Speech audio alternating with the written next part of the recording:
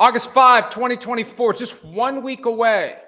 Less than 7 days, actually, when we consider the start time of 7 a.m. Eastern from the return of PFT Live. That's right, next Monday, back on Peacock, back on Sirius XM 85, back on Sky Sports Action, which eventually becomes Sky Sports NFL, assuming they choose to play us, and some days they do and some days they don't.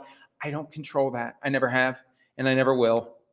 And then podcast wherever you get your podcast. But until then, this podcast, PFT PM, we are on an 11-weekday streak. The goal this week, 5 for 5 to wrap up the hiatus and get ready to return with PFT Live. Okay.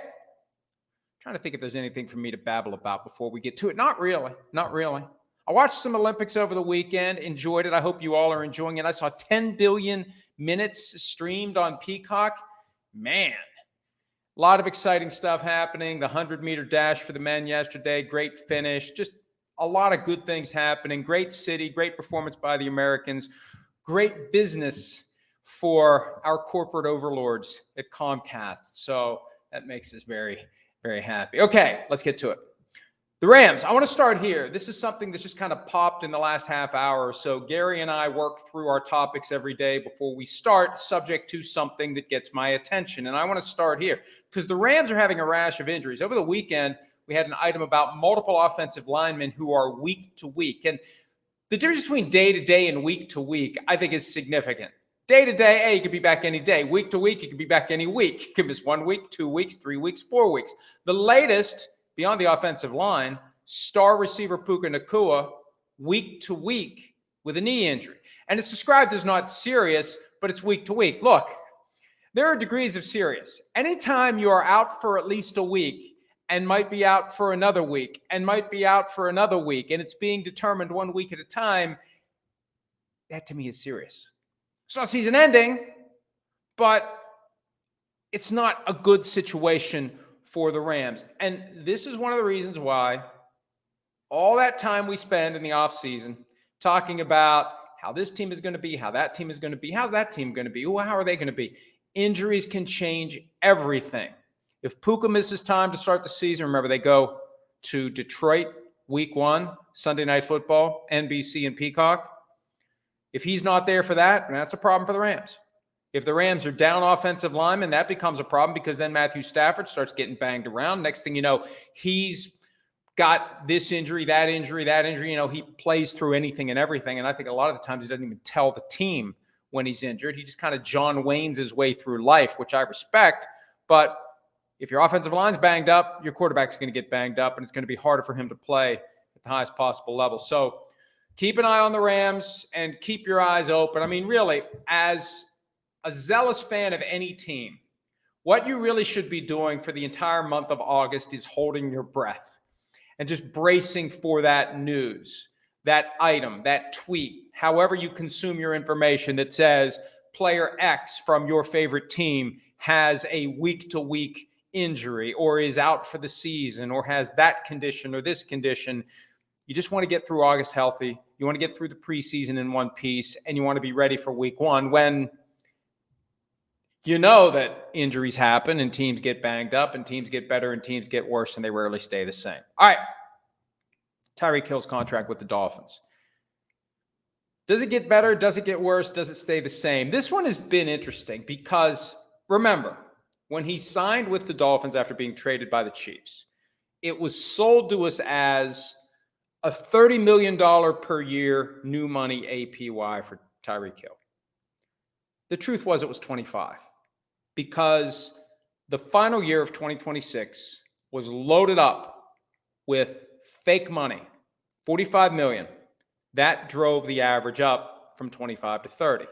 So Tua Tagovailoa, the quarterback of the Dolphins, gets his contract at $53.1 million per year, new money APY. Here's Tyreek, under $20 million in total compensation for 2024. Something's wrong with this picture. He deserves to get paid.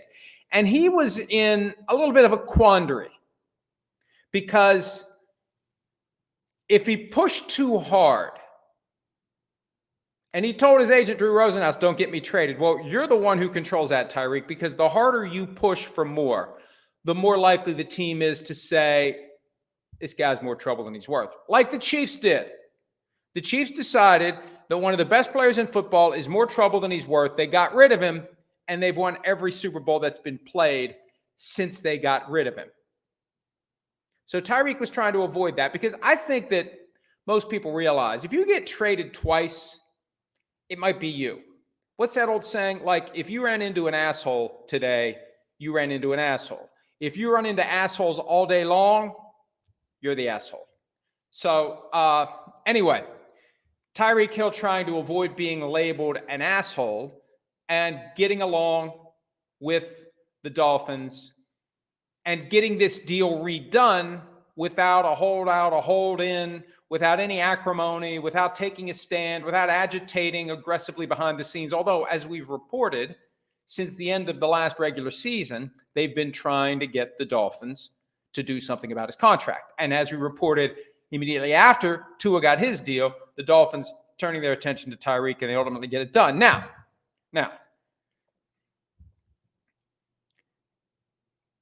it's all in how you characterize it. And we have on the screen, you'll see right there, new Tyreek Hill deal, no added years, guaranteed money is $106.5 million over 4 years. That includes last year and the year before.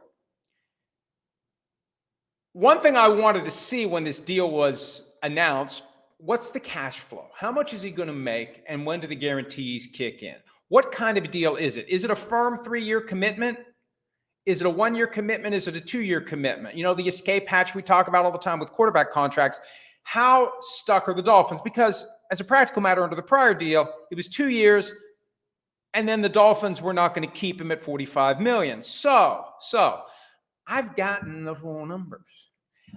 And it took a little effort to get the full numbers, because I don't think that Hill and company want the full accurate numbers to be focused on the way I'm about to, because it makes the deal look less than what it is. Here's what he gets, and I've got it right here.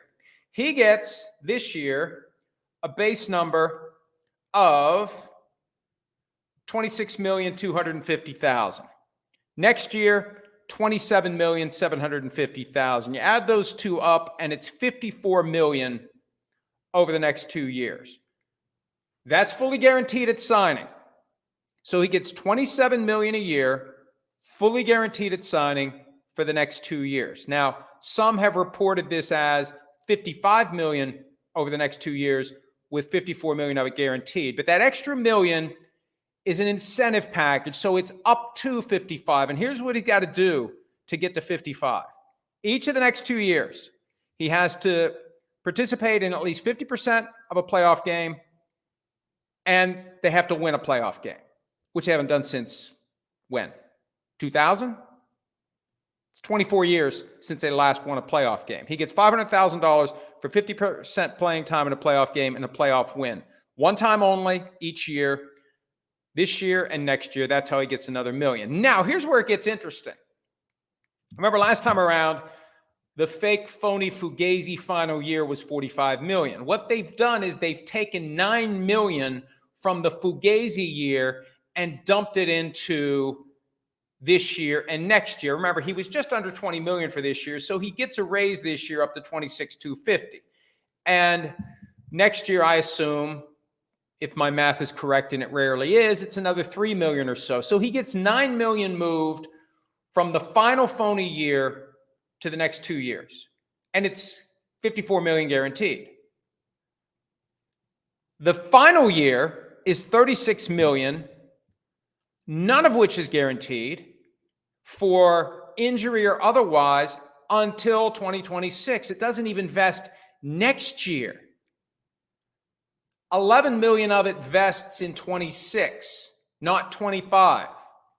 That last year is still kind of fake, kind of phony, kind of fugazi at 36. Are they going to pay a 32-year-old receiver $36 million come 2026? Now, what I think they would do if he's still playing at a high level after the next 2 seasons is extend the deal, knock down that number, give him more money, etc.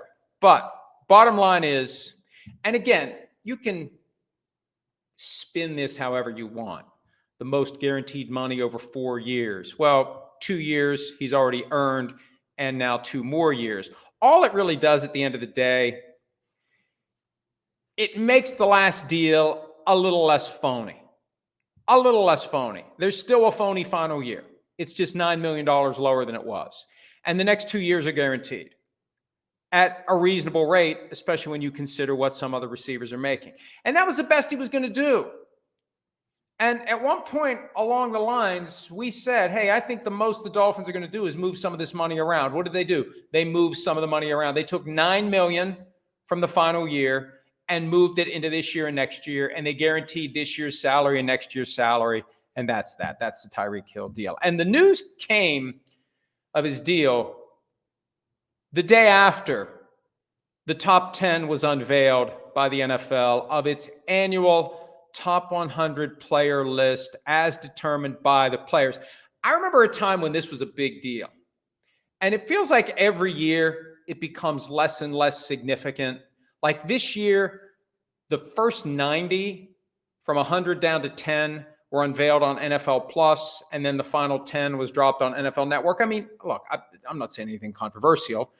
The NFL seems to have been clawing back NFL Network and scaling it down and getting ready for this inevitable merger or whatever they're going to call it with ESPN that still hasn't been finalized yet, presumably because the NFL has a habit for always wanting a little bit more, so they haven't called the ball yet.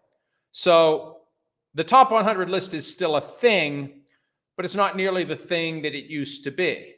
And it only merits discussion when there's something kooky that happens. And what was kooky, mainly this time around, Tyreek Hill finishing number 1, Patrick Mahomes, the Chiefs quarterback, finishing number 4. There was also some fairly profane comments from Jalen Johnson, the Bears cornerback, who didn't make the list at all, even though he was a Pro Bowler and a second-team All-Pro last year. He used some language that we've used from time to time here, but I really am not in the mood right now. I might be in the mood, as soon as 30 seconds from now, but currently I'm not in the mood to do it. So here's why this happens. And this is where we interject a question that we got from John Ardell. The entire world knows Mahomes is far and away the best player in the NFL. Do you think players listed Patrick at number 4 out of petty jealousy? Is it a contributing factor, to say the least? Here's what happens. And this is one of the reasons why I don't have a whole lot of use for this list. I have no problem with players rating other players. It's part of what goes into the Pro Bowl calculation. It's 1/3 fans, 1/3 players, 1/3 coaches. I have no problem with that. The problem I have with the NFL's top 100 list is, number one, we don't know which players vote.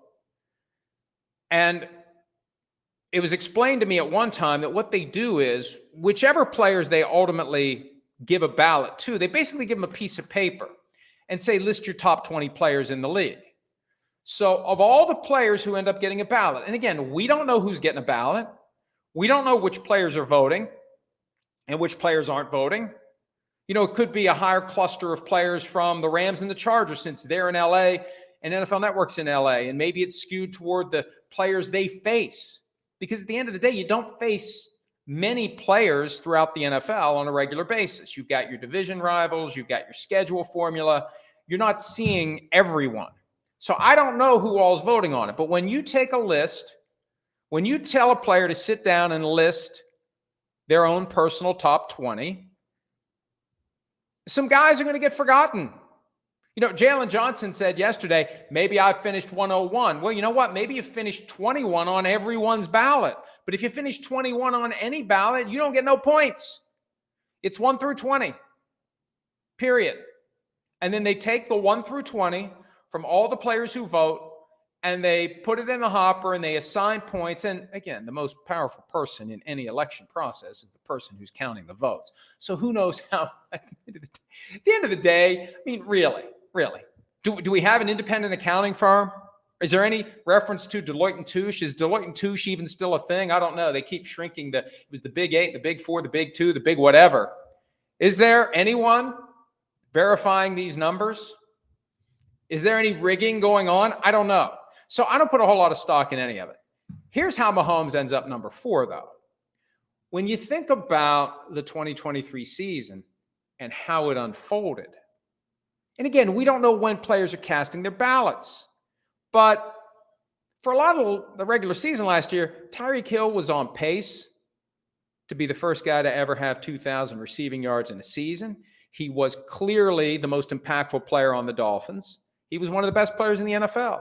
And the Chiefs were kind of sleepwalking their way through the regular season. So if they had done this list exclusively and entirely after the Super Bowl, Mahomes would have been number one. They did it during the regular season, so it's not surprising that Lamar Jackson, who would win the NFL's MVP award for the second time, finished second. Christian McCaffrey, the Offensive Player of the Year, would finish number third. That's why it happens. It's not about jealousy. It's not about anything other than when they say to the players, give me your list of your top 20 teams. And we still don't know which players are doing it. It implies it's all players. I say baloney, it's not all players. Because I'm sure some players say, I don't care about this shit. And just because somebody plays in the NFL doesn't give them some special power to properly discern who the best 20 players are in the NFL. It's going to be affected by their own personal experiences. They're going to be influenced by guys they face, not guys that they rarely see. So, hey, mission accomplished. I don't know that the NFL went out engagement farming with this. This list has been around well over a decade. I remember going up to Pittsburgh years ago and appearing remotely on one of their top 100 reaction shows. Long time ago, at least 14 years ago. So it's been around for a long time, and it gives us a little something to talk about, usually when they're wrong. Not when they're right. But isn't that how it goes? Welcome to the media.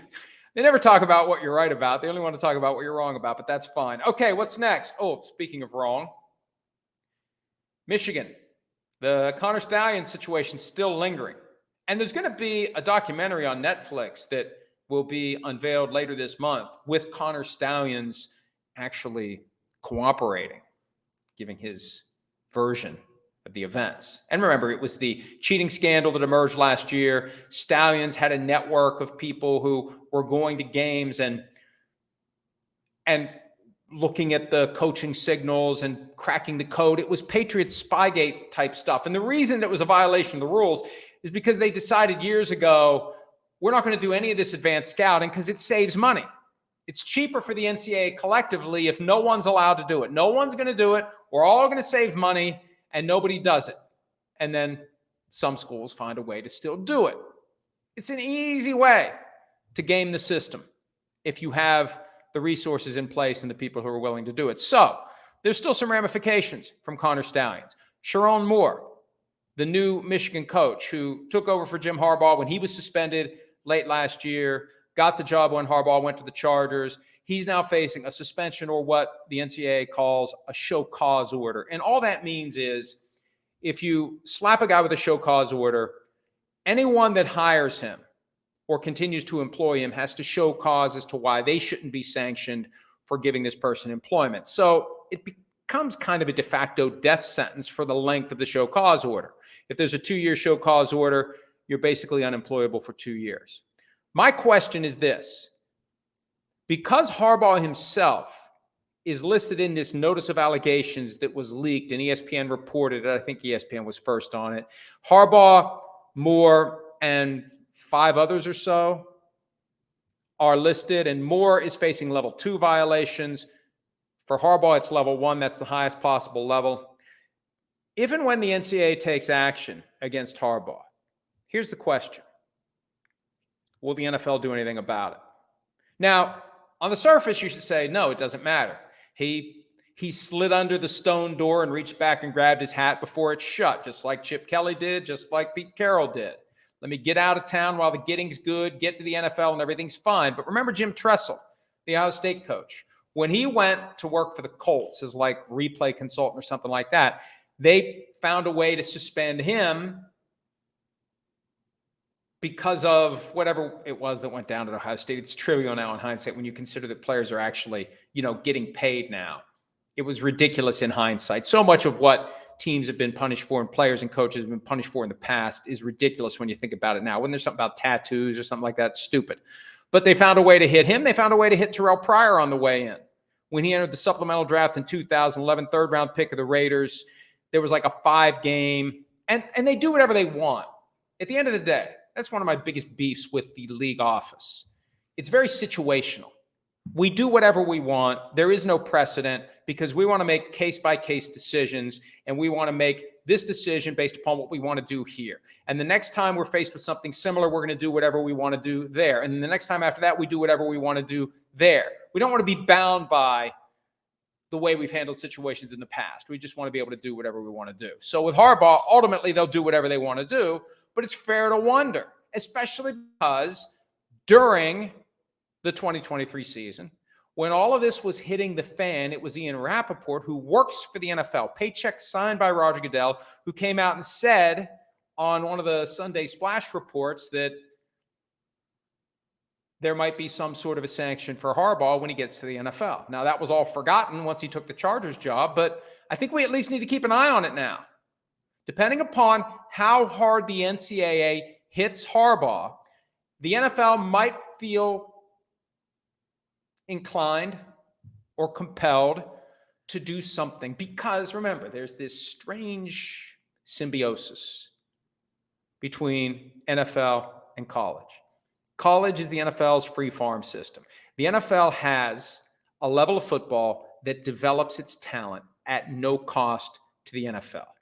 And the NFL relies upon cooperation as it relates to access to practice and games and film, etc. So there's a lot of trying to keep the college system happy.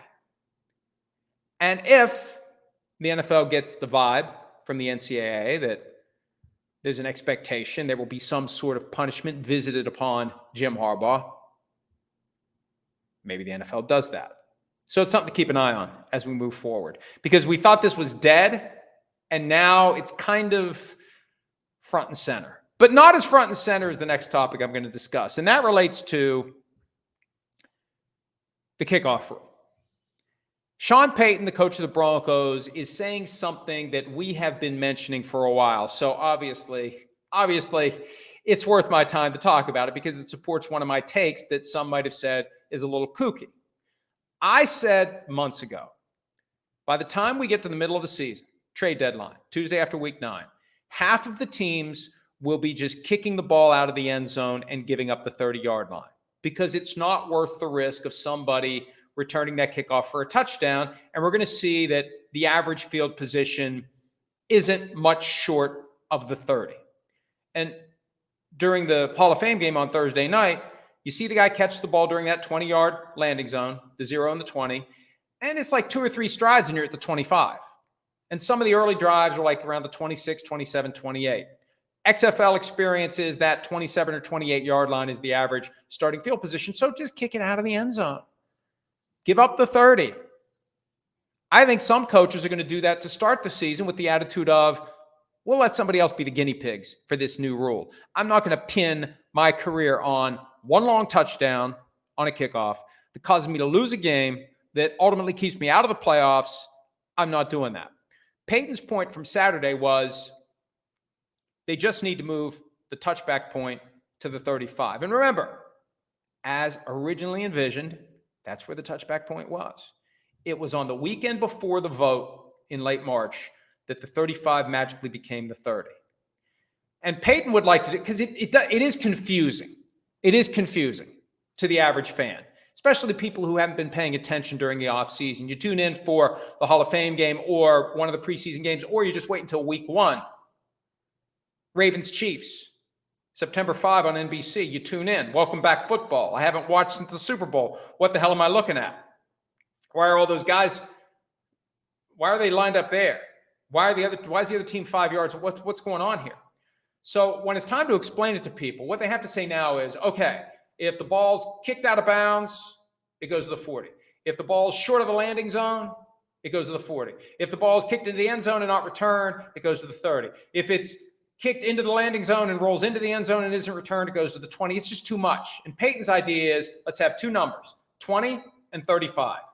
It goes to the 20 If it hits in that 20-yard box, goes into the end zone and isn't returned. It goes to the 35 if anything else happens. If it's kicked out of bounds, if it hits the landing zone and goes out of bounds, if it's kicked out of the end zone, if it lands short of the landing zone, which starts at the 20, it goes to the 35. I like that, and I'm behind that. And he says we're pushing for that. And here's the key. Last week it was reported that the commissioner is pushing for a special league meeting August 27th, 3 weeks from today. Today? Tomorrow. 3 weeks from tomorrow. Close enough. On this issue of private equity and yada, yada. Hey, you got all the owners together. The preseason will be over by then. Let's move the 30 to the 35. And see, the problem is the data is going to be misleading because as Payton said Saturday and as we explained last week, folks aren't going to show their hands during the preseason. They're not going to let everyone know what they're thinking about doing with this kickoff rule until the season starts. And maybe that's when all of a sudden everyone's banging it out of the end zone. Oh, we'll go ahead and kick it off during the preseason. Make them think that, yeah, all these balls are going to be in play. All these kicks are going to be in play. Oh, it's great. Look at all these returns. And then here comes the regular season. Screw that. I'm kicking it into the front row. You take the 30. I'll trust my defense. I'll not pin my career to keeping Tyreek Hill from running a kickoff back for a touchdown. So hopefully, the NFL will understand that nothing's really going to change. You know, they've hyped this rule up as, oh, look at all these extra plays, 1,800 extra plays or whatever. With the touchback point at the 30. I mean, think about it. Even beyond just saying strategically, we're never going to kick off and put the ball in play. As Payton said, if you're leading by 2 scores in the second half, why are you going to put the ball in play? Kick it out of the end zone and give them the 30 and make them go 70 yards. Don't run the risk of a kick that gets taken to the house. And now your 2-score lead is a 1-score lead. That's just smart. It makes sense. The 35 changes it a little bit. That 5 yards can change it. 30 versus the 35. Hopefully, the powers that be will realize we're going to get closer to what it is we want if we make it the 35. Now, maybe they won't get 24 votes. Maybe some of the teams voted for this change with the shift from the 35 to the 30, knowing that if all else fails, my team will just kick the ball out of the end zone, and I like it that way. We can always, it's kind of like your own personal kill switch, stop the ride on this new rule. Instead of waiting until the season ends, you can just say, we're done with this. We're just going to kick it out of the end zone like before, and we'll give you the 30 instead of the 25. Again, though, by the trade deadline, I think half the league is going to be kicking it out of the end zone unless they change the touchback point from the 30 to the 35. I want to talk about Marvin Harrison Jr. before I answer some questions. Now, let's rewind here. Before he was drafted, he had refused to sign any paperwork that would have allowed the NFL Players Association to sell his jerseys through NFL Shop, Fanatics, Cardinals.com, etc. He gets drafted by the Cardinals.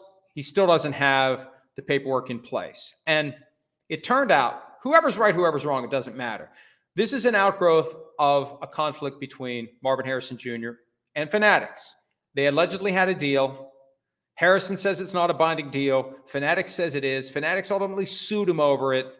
And Harrison has been refusing to allow the NFLPA to sell his jerseys through this Fanatics apparatus as part of the push and pull between Harrison and Fanatics. So Harrison signs his contract, and it was reported by Ian Rappaport at the time that he signed a document that authorizes, as part of signing the contract, the NFLPA to sell his jerseys. So we just assumed the jerseys were going to be sold. And I remember the first couple of days after Harrison signed, checking to see if his jerseys were available, and then they weren't. And inevitably, I moved on to other things and forgot.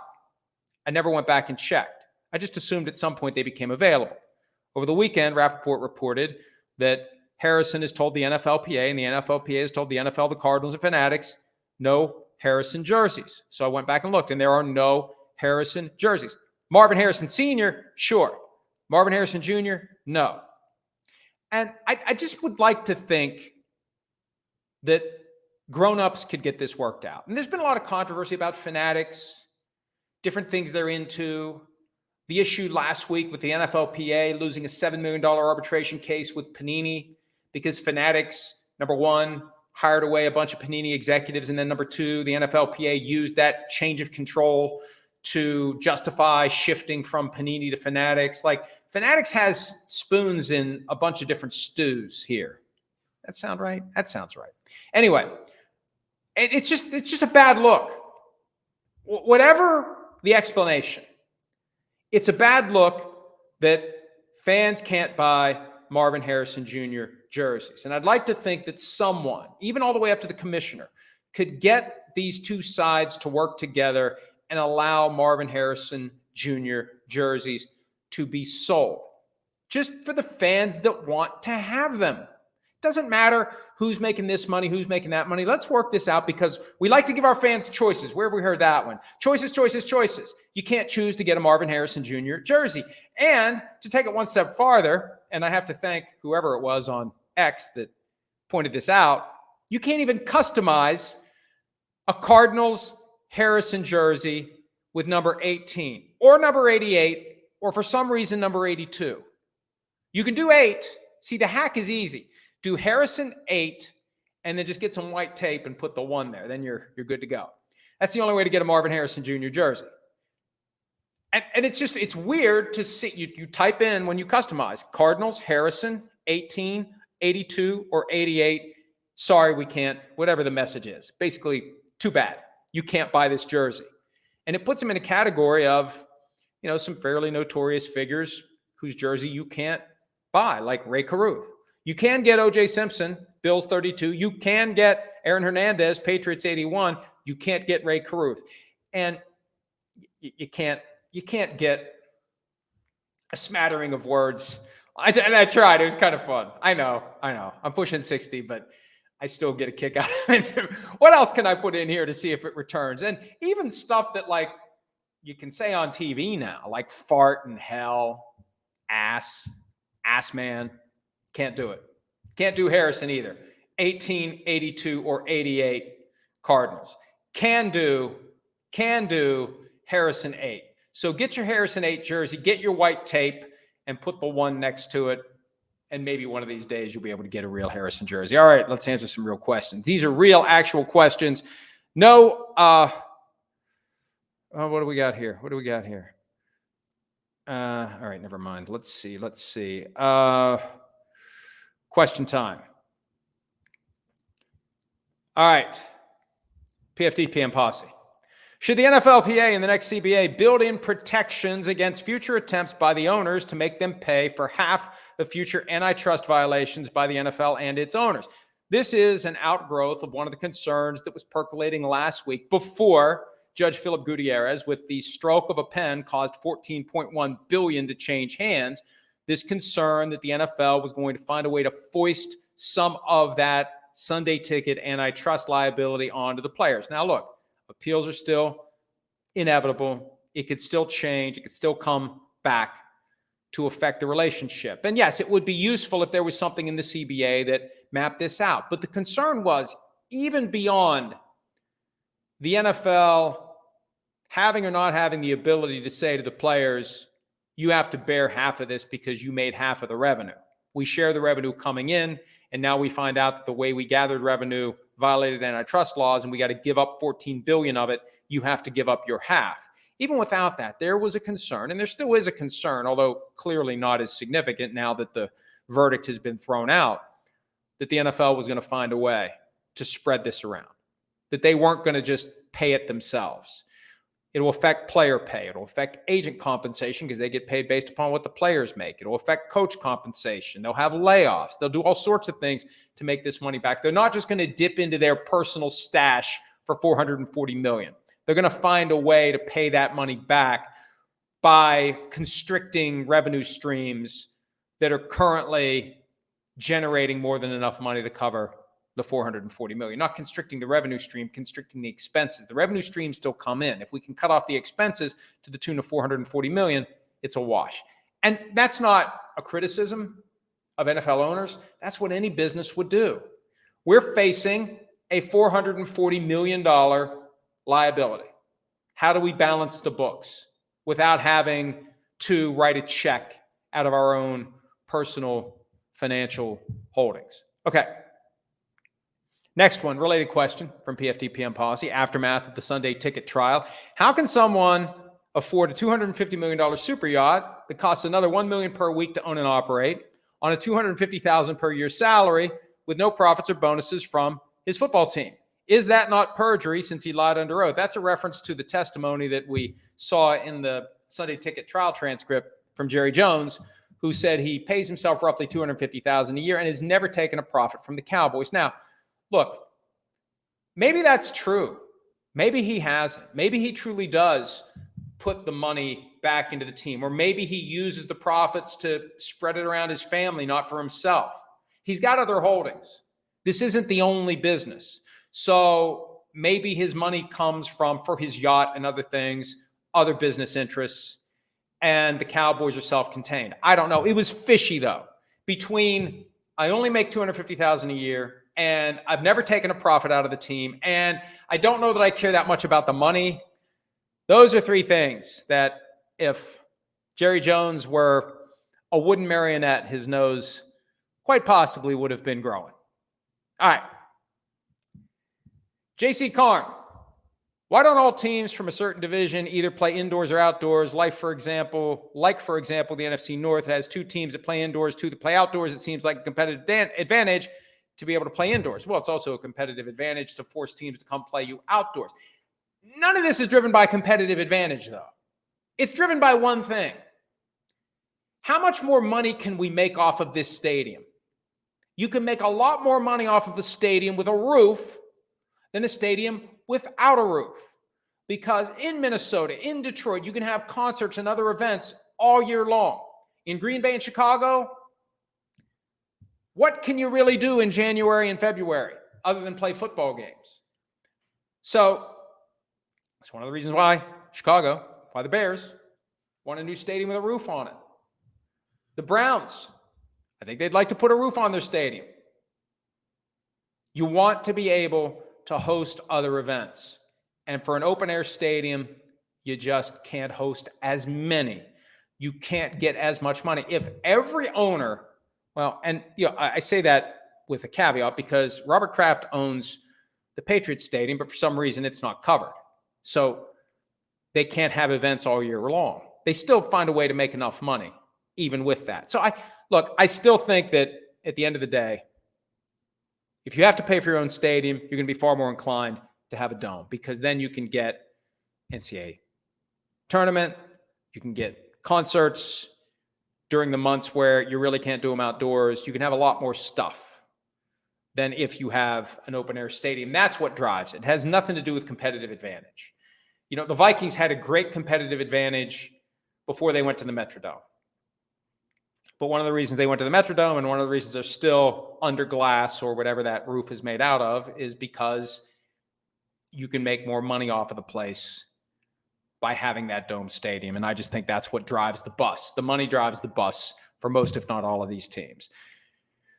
All right, what else? Another one from J.C. Carm. Has a player ever confronted you in person about something you wrote about them? A player never has confronted me about anything I've written about them. There have been players turned media who have taken issue with some of the things I've said, but that's okay. We have an adult conversation, and usually we wrap it up. Now that I remember meeting Aaron Rodgers years ago. The one time I met him, he was working for NBC during Super Bowl 46 in Indianapolis, him and Hines Ward, and we had a little bit of a history and we kind of talked it out, and I knew it wasn't okay, but we at least talked it through to the point where we were able to go our separate ways. So that's probably the closest it's ever come, but he wasn't rude. He wasn't confrontational. He wasn't mean. So I've had far more hostile phone calls from coaches and executives. I met an owner once who said, "So you're that guy that writes all those things about me," but that's the closest I ever got. I mean, what I try to do when someone wants to vent their frustration, I let them. And after they do, they usually have like a feeling of gratitude for the fact that I let them do it. And I took it. And then it becomes something positive. The only time that it didn't turn from negative to positive was when Dirk Cutter accosted me because I dared to ask what his reaction is to the perception that his ascension in Tampa Bay, when Lovie Smith was fired and he was installed from offensive coordinator to head coach, that was some sort of an inside job. He got very pissed about that question, and I didn't know he was pissed until I saw him at the league meetings and, like an idiot, like some dumb sheepdog, run up, hey, I'm going to go meet Dirk Cutter, and I got an uppercut from him, not literally. And he harangued me for 20 minutes, and I took it, but it never got to the point where, everything was fine. And I remember feeling bad about it at first, but then being really pissed because why didn't anybody tell me that he was upset? Why didn't PR from the Buccaneers give me a heads up? Why didn't they grab me before I walked over there? Because they weren't far away when I walked into that uppercut. So that's something I don't hold many grudges, but it's just, I'm not happy about how that all played out. And I went from feeling bad to being upset that he acted that way. So that's the most clear example that still stands out in my somewhat impaired brain. From Jay Quintana, who has the best future of Trey Lance, Justin Fields, and Russell Wilson? I think it's Justin Fields. Look, Trey Lance hasn't played much football. He hasn't played enough for us to have any real conclusions about what he can do. Maybe he'll be great, but we haven't seen enough to say this guy could be great. And when you throw in his final years at North Dakota State, the guy hasn't played much football like in the last 5 or 6 years. There's a point where you use it or lose it. And I think confidence has so much to do with it. How much confidence do you really have if you haven't had a chance to go out and demonstrate your skills in a long time? For Fields, we know what he can do as a runner. He's one of the most dangerous runners at the quarterback position the game has ever seen.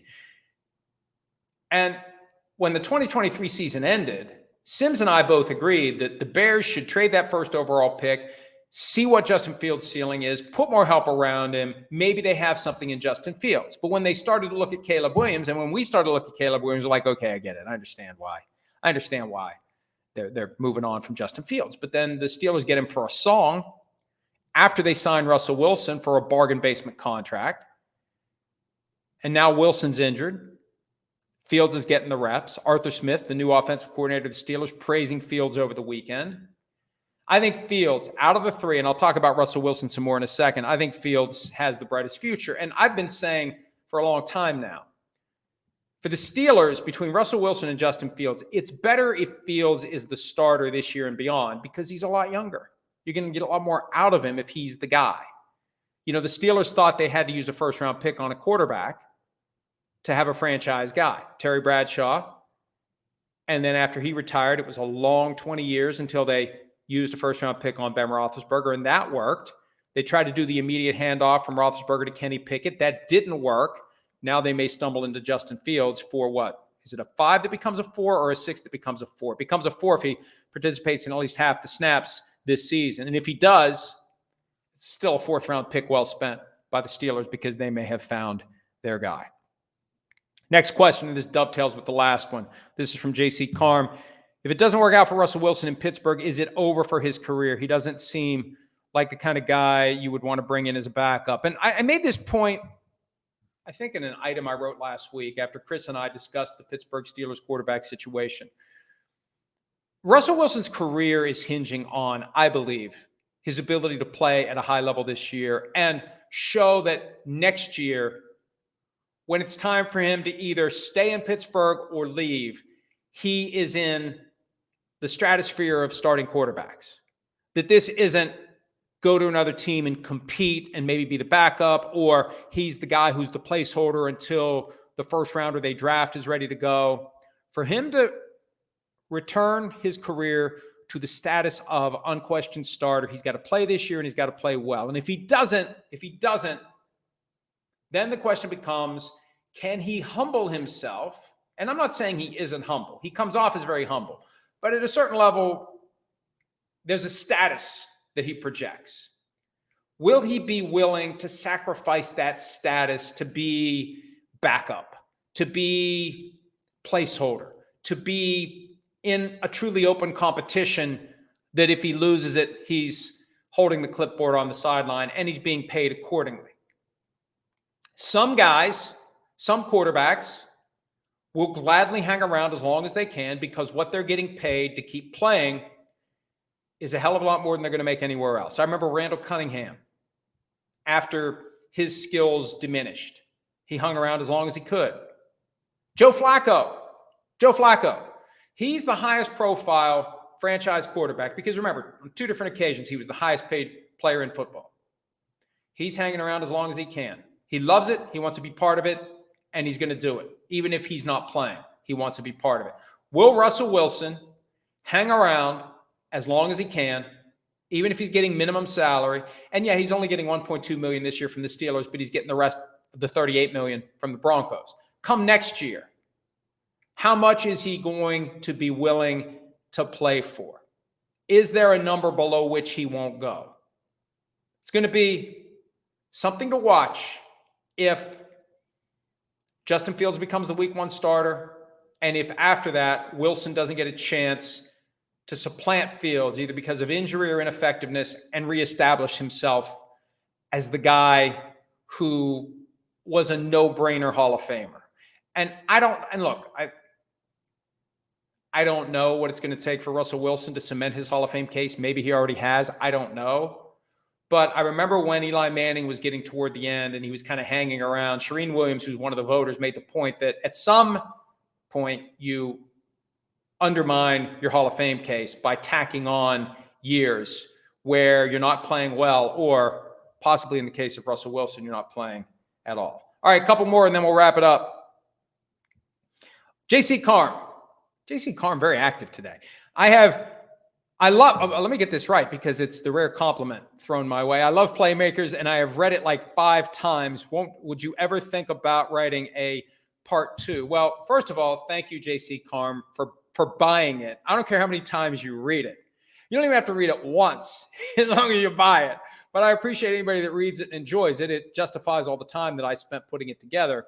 And 5 times, hey, more power to you. Read it 5 more times. But at some point, I got other stuff you could read once. I'd rather you spread it out a little bit. Instead of reading the one book that you bought 5 times, why not buy like 4 books and read them once? That might work better. Because there are 2 others out there, and another one coming September 3rd, Son of Mine, the sequel to Father of Mine, On Our Way Home, the Christmas book that, worth reading. I read A Christmas Carol every December.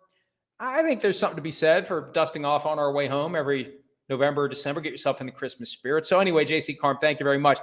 There could be a Playmakers 2, but Playmakers 1 was a collection of 110 essays based upon 20 years of the NFL. So it's going to take another, 18 years before I get enough ammunition to do a Playmakers 2. So it's possible. There are some other nonfiction ideas I've been kicking around because when you do this every day, you pick up, the expertise to basically sit down and just fly through 100,000 words and there's a manuscript. So there may be some other nonfiction things that happen, but Playmakers 2, if it ever happens, is probably a ways off if I even live that long. Another question somewhat related, and also from JC Carm, who is not being compensated as far as I know to ask these questions.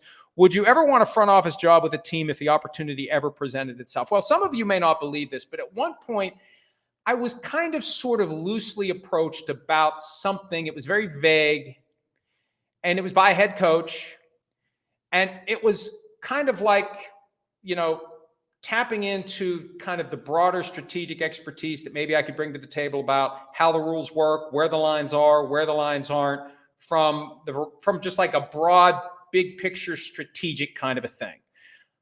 The conversation was never any farther than, that's not something I'm interested in doing, because I don't want to have to like give up what I currently do. What would I do?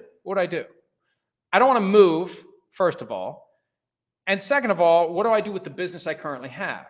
Because the business I currently have presumably will generate revenue for me for as long as I, own it.